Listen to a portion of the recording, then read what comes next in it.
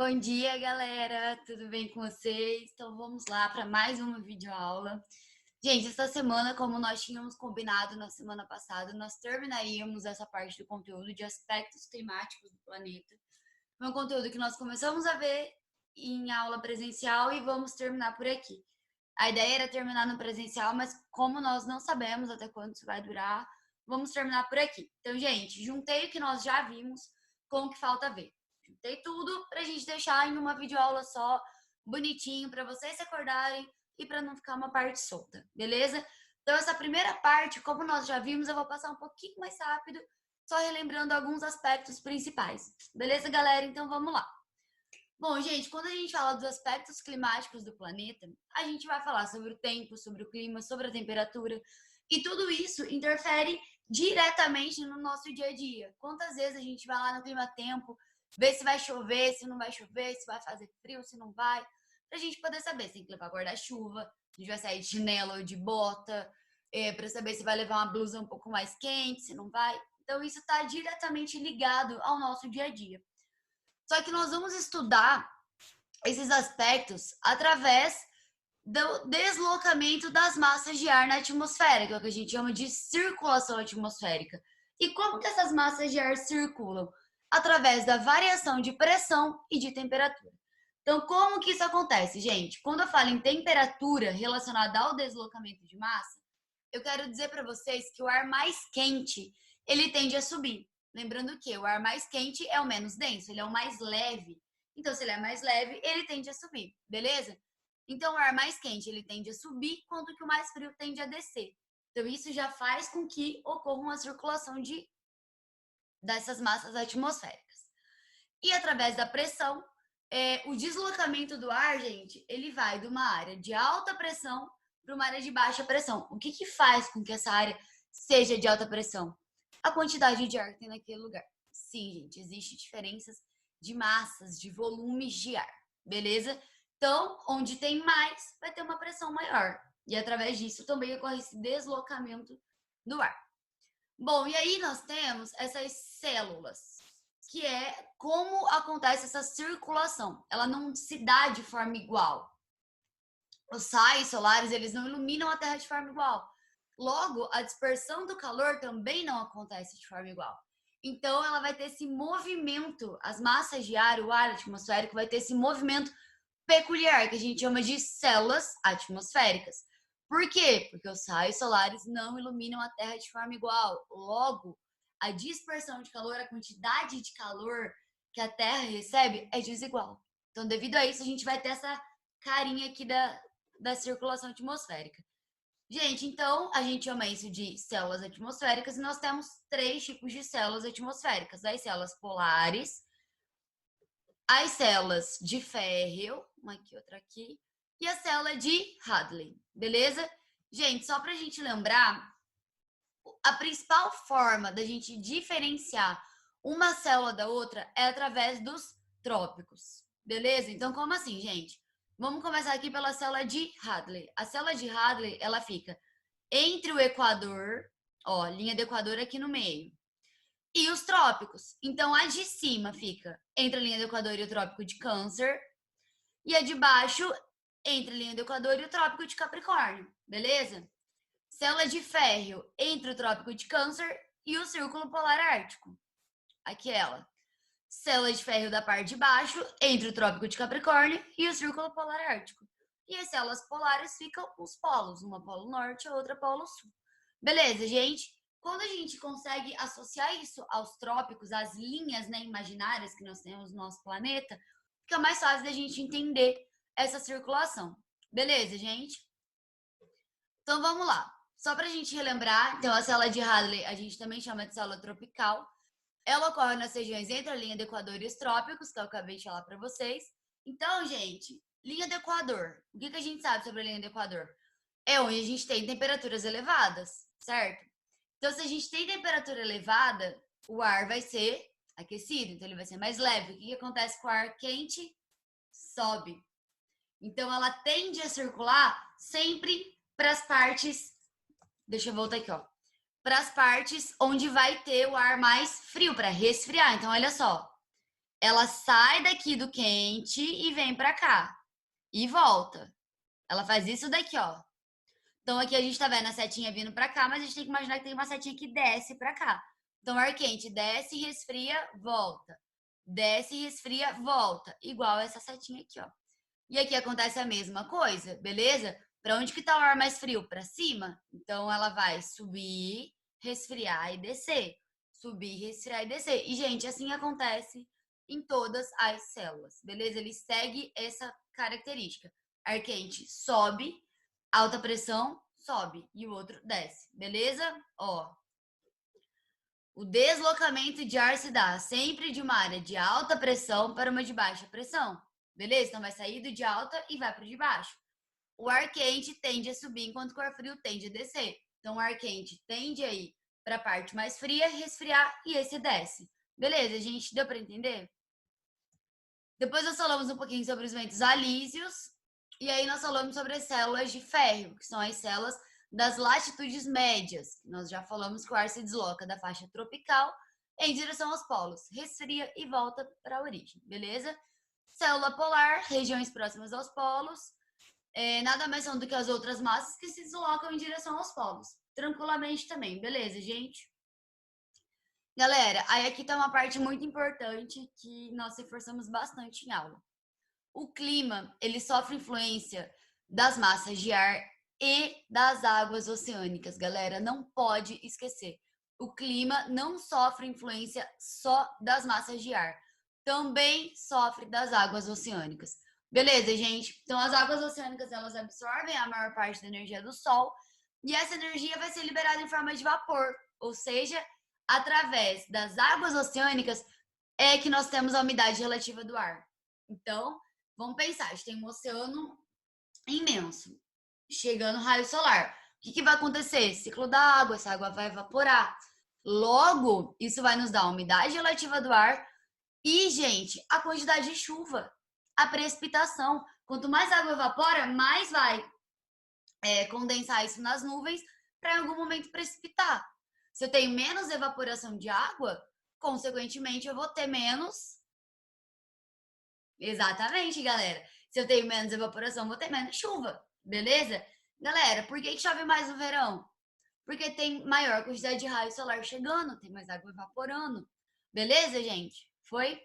E aí nós começamos a falar sobre o clima. Também falamos já disso em aula, que é o conjunto de fatores atmosféricos. Então, quando eu falo de clima, eu falo de índice pluviométrico, eu falo dos ventos, eu falo da temperatura, eu falo da umidade. E, gente, cada região vai ter um clima característico. Cada região vai ter um clima característico. Então, o clima ele é definido pela localização geográfica de determinado local. Por quê, gente? A gente não falou que as partes do planeta recebem quantidades diferentes de raios solares, que a Terra ela é meio assim, né, ó, Terra, ela é meio inclinadinha assim. Nossa, minha Terra tá bonita.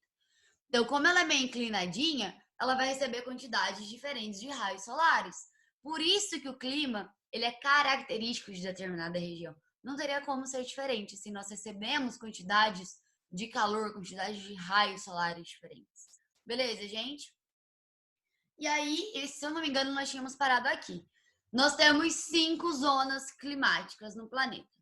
Primeira delas, zona glacial ártica, que é a que fica no círculo polar ártico, beleza? Gente, do mesmo jeito que a gente tem a zona glacial ártica, lá no outro polo nós vamos ter a zona glacial antártida, que fica no círculo polar antártico, beleza? Depois nós temos a zona temperada do norte, aqui em cima, que fica entre o polar ártico e o trópico de Câncer. Depois nós temos a zona intertropical, que é a que fica aqui no meinho, entre o trópico de Câncer e de Capricórnio, mais ou menos na linha do Equador. E por último, por último não, né? Descendo na nossa sequenciazinha, nós temos a zona temperada do sul. A gente não teve a do norte, agora a gente tem a do sul, beleza? E por último, a zona glacial antártida, que nós já falamos. Então, gente, se vocês separarem, as zonas climáticas estão muito associadas às células polares, beleza? Elas acontecem mais ou menos nos mesmos lugares, ok? E aí nós entramos num conteúdo que nós não vimos presencial e que é bem interessante da gente falar, que são os climas. Então nós temos diferentes climas mundiais. Os principais são clima equatorial, clima tropical, clima subtropical, clima temperado, clima semiárido, desértico, mediterrâneo, continental árido, frio de montanha, o clima de altitude e o clima polar. Gente, aqui nesse primeiro slide, vocês estão vendo que eu coloquei eles em negrito? Por quê? Esses climas mundiais nós temos no Brasil. Beleza? Então, o clima equatorial, ele é quente e úmido, com alta pluviosidade e temperatura média de 25 graus. Que é, adivinha onde é que o clima tropical se encontra? Equatorial, perdão, não tropical. Na linha do Equador, gente, óbvio, né? Então, é o clima que a gente tem, na Amazônia, na África, na Indonésia, tudo que fica ali naquela linha, vamos lá. Todo mundo que fica aqui mais ou menos nessa linha, do globo todo, vai apresentar esse clima, beleza? Depois nós temos o clima tropical, que também temos no Brasil. Nós temos duas estações bem definidas, inverno seco e verão chuvoso, temperatura de 20 graus, que são os climas próximos aos trópicos, beleza? Tanto aqui nessa parte, quanto aqui nessa outra. Depois nós temos o subtropical, que as estações são bem definidas, que é abaixo do trópico de Capricórnio. E aí nós temos a temperatura entre 22 e 5 graus, que aí pega a região sul, Mato Grosso, São Paulo, um pedaço de São Paulo. Nós temos o clima temperado, que é entre os trópicos e os polos, com a estação bem definida, que é o que a gente chama de oceano e continental, a gente tem essa separaçãozinha aí. E o semiárido, que ele é típico do Nordeste, clima seco e com temperaturas médias de 27 graus. Beleza, gente? Aqui eu falo um pouquinho sobre o Brasil, né? Tanto no subtropical quanto no semiárido, mas são climas mundiais. Todos os países que estão nessa parte dessas linhazinhas vão ter um clima muito característico, ótimo, muito característico com esse. Beleza, gente? E aí nós temos o clima desértico, que aí nós temos o típico deserto como do Saara e do Atacama, com temperatura muito variada, então de dia a gente chega a 50 graus e de noite a gente chega a 50 graus negativos. Então tem uma amplitude muito grande. Depois nós temos o clima mediterrâneo, que é um clima típico de regiões próximas ao mar Mediterrâneo. A temperatura desse clima ele varia de 7 a 22 graus. Depois nós temos o continental árido, que é o caso da Patagônia e da Ásia Central, com temperatura de 17 a menos 20 graus, e é um clima muito seco.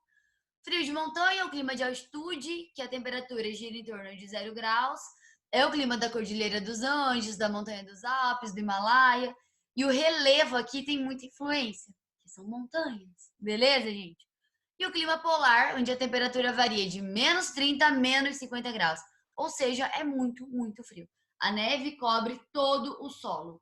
Exemplos de lugares que tem esse clima: Alasca, Antártida e Groenlândia. Gente, nessa parte, por que a gente tem esse frio tão grande e esse solo sempre coberto por neve? Porque é a parte do globo que tem a menor incidência solar. Por isso que tem essa característica. Beleza, gente? Então aqui eu só coloquei umas imagenzinhas representando um deserto, Alasca ou Antártida, acho que é Antártida essa daqui. E aqui um clima mediterrâneo, beleza? E aí depois, galera, nós vamos falar um pouquinho sobre o clima no Brasil. Nós temos 4 classificações para o clima: a do IBGE, a de Conte, não sei se é assim que pronuncia, tá, gente? A de Köppen e a do Arthur, não sei como é que fala também. Então, são essas as classificações que nós temos. Varia um pouquinho de um para o outro. As mais utilizadas são essas duas aqui. E aí aqui eu só coloquei para vocês a classificação do Köppen, que ela usa letrinhas, vocês vão ver muito isso, ela é bem utilizada. E aí ela classifica o A como os tropicais úmidos, e aí tem uma subclassificação, tipo, ó, AF, AM, e assim por diante. Beleza, gente? Isso aqui é só para vocês terem uma ideia do que a gente tem, tá?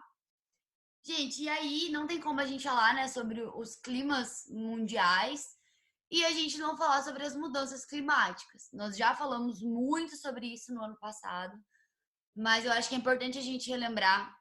As mudanças climáticas, elas podem acontecer de forma natural, elas acontecem, na verdade, de forma natural, só que nós temos o homem intensificando abruptamente isso. Então, sim, nós estamos intensificando muito essas alterações ambientais. E isso vem lá da Revolução Industrial. Então, isso começou no período de Revolução Industrial e vem postergando isso, a gente vem carregando isso até o dia de hoje. Eu acho que hoje a gente está vivendo assim, um momento onde está muito nítido que nós estamos sim alterando muito o planeta devido ao Covid. Tá grande parte do mundo parada, com uma quantidade muito menor de circulação de pessoas, de carros, e assim por diante. E nós temos, assim, coisas épicas acontecendo, né? Tipo, Himalaia aparecendo a primeira vez em algumas cidades, que não dava para ver por causa da quantidade de poluição atmosférica. São Paulo e Rio, com uma poluição muito menor. Os rios de Veneza. Então, assim, gente, eu acho que tá claro. Se alguém tinha dúvida de como a gente destrói o planeta, eu acho que agora tá bem claro, né?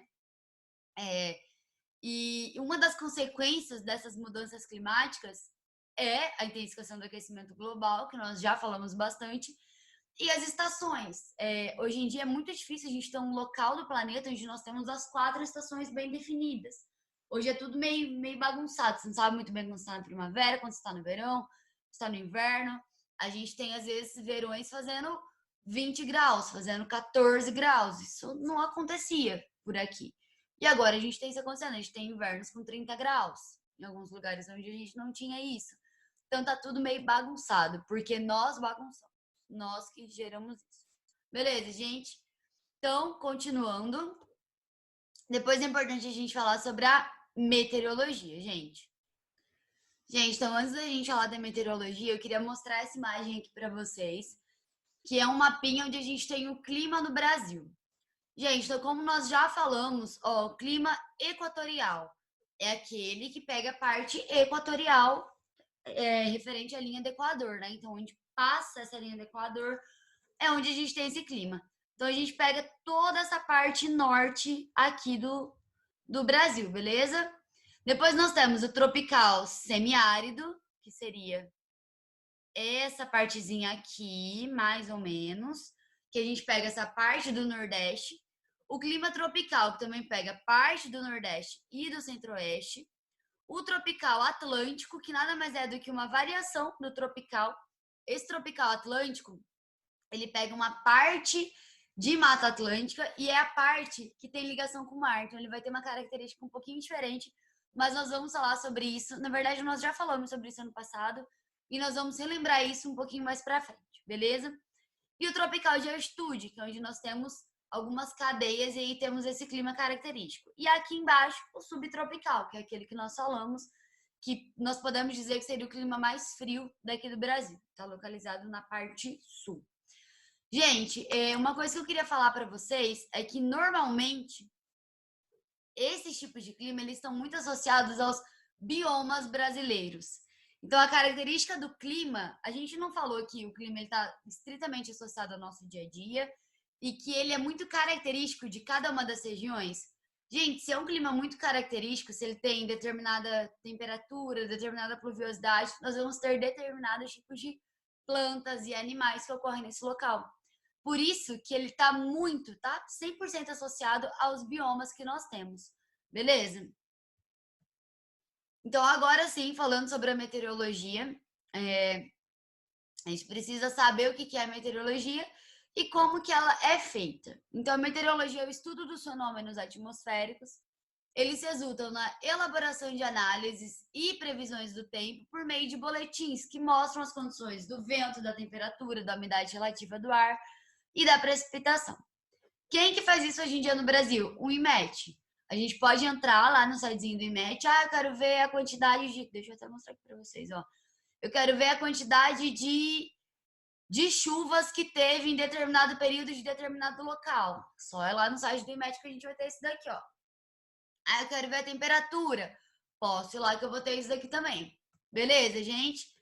Então, gente, eu coloquei aqui um exemplozinho para vocês. Quantas vezes a gente não faz isso, né? Vai lá, tô aqui em Marialva, deixa eu ver aqui, ó.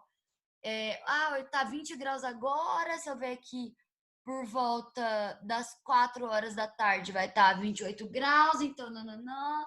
A chuva tem 0% de chance de chuva. Então, gente, a meteorologia, como nós já falamos, ela está muito associada ao nosso dia a dia. Tanto para a gente poder saber se a gente vai sair com um casaco mais grosso e ter que levar guarda-chuva, ou se a gente pode sair de chinelo e saia longa, beleza, gente? Mas ela também está muito associada aos desastres ambientais. Então, é através da meteorologia que a gente consegue prever alguns desastres, como, por exemplo, uma grande quantidade de chuvas. Nós tivemos aí esse ano chuvas avassaladoras, né? Principalmente no estado de Minas Gerais. O Rio também teve chuvas muito fortes, mas o estado de Minas, acho que foi o Minas e Espírito Santo os mais afetados aí. Então, a meteorologia é muito importante, não só para a gente saber o que a gente tem que usar no dia, mas também para a gente poder prever desastres ambientais. Beleza, gente? E aí, como eu já mostrei para vocês, esse gráficozinho aqui, gente, esse gráfico é chamado de climograma e ele registra a temperatura e a precipitação. Isso aqui foi um exemplozinho que eu usei na minha dissertação, que foi de Maricá. Eu precisava saber a quantidade de chuva, e aí eu analisei durante um ano não, né? 2 anos, para eu poder ter aí essa comparação de quando choveu mais, quando choveu menos. Beleza, gente? Gente, quando a gente fala de previsão do tempo, tem uma outra coisa que é muito importante a gente saber. A diferença entre o tempo e o clima. Sim, gente, tempo e clima são coisas diferentes, beleza? Então, a diferença principal está na escala temporal que envolve os dois. Então, o tempo ele é um estado momentâneo da atmosfera. E o clima é a configuração mais permanente. Beleza, gente? Então, é como se fosse, o clima é como se fosse o tempo numa escala maior de tempo. Vai entender? Vamos lá, então. Se eu falar assim, hoje está fazendo 22 graus na minha cidade e não tem chance de chover, eu tô falando do quê? Eu tô falando do tempo, tô falando de hoje, de como vai estar o tempo hoje. Quando eu falo, a minha cidade, eu sou do sul, ela é uma cidade que tem uma temperatura amena, ela tem uma precipitação média de, não sei, 900 milímetros. E normalmente as estações são bem definidas. Tô dando um exemplo só, tá, gente? Então eu tô falando do quê? Eu tô falando do clima desse local. Característico do sul.